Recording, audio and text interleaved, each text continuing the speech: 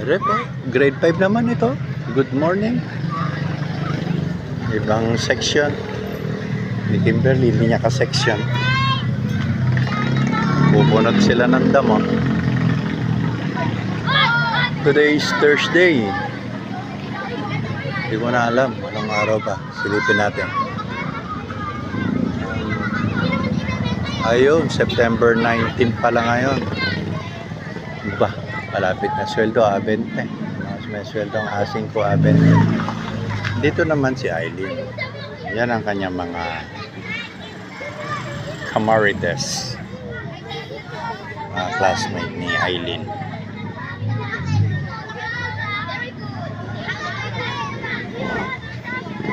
Yan.